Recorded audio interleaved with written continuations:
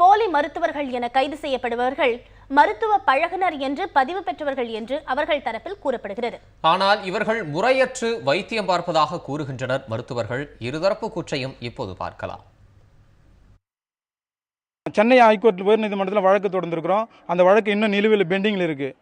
அப்படி இருக்கும்போது இதையும் மேற்கொண்டு நாங்கள் சுப்ரீம் கோர்ட்டில் எங்களுடைய சங்கத்தின் சார்பாக the private medical practitioner association of India என்ற சங்கத்தின் மூலமாக சுப்ரீம் கோர்ட் அன்றைக்கி அங்கேயும் வழக்கு தொடர்ந்துருக்கிறோம். அந்த வழக்கை இன்னும் பதிவு செய்யப்பட்டு சுப்ரீம் கோர்ட் ஏற்றுக்கொண்டு விசாரணையில் உள்ளது. அப்படி விசாரணையில் இருக்கும்போது எங்களுடைய சங்கத்தின் உறுப்பினர்களை கைது செய்வது சட்டத்தை மீறும் செயலாகும். சட்டத்தை கையில் எடுத்துக்கொண்டு அவங்க என்ன படிச்சிருக்காங்கன்னு விசாரிக்காமல் அவர்கள் மீது நடவடிக்கை எடுப்பது இந்த சுகாதாரத்தினுடைய வேலையாக இருக்குது. அவர்கள் வைத்தியம் பார்ப்பது எந்த படிப்பும் இல்லாமல் அவங்க 8வது 10வது 12வது படித்து வைத்தியம் பார்ப்பதால் மருத்துவம் என்னென்ன கொடுக்கணும், என்ன நோயின்னு கண்டறிய முடியாமல் அவர்கள் தெரிந்த மாத்திரைகளும் எழுதி கொடுத்து சரியாக வேண்டும் என்று நிறைய மாத்திரைகளும் எழுதி கொடுக்குறார்கள்.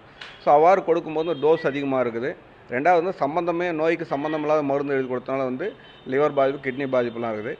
இப்போ இருக்கிற வைரஸ் காய்ச்சலில் அனல்ஜெசிக் ப்ரூஃபன் ஓவரான், அதாவது டைக்ளோஃபெனாக் என்ற மாத்திரைகள் கொடுக்கும்போது அவர்களுடைய குடலில் புண்ணு ஏற்படுவதற்கும் இரத்த கசிவு அதிகமாக ஏற்படுவதற்கும் வாய்ப்பு உள்ளது.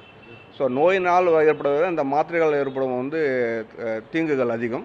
ஸோ அதனால் அந்த போலி மருத்துவரை நம்ம பிடிக்க வேண்டிய கட்டாயத்தில் இருக்கிறோம்.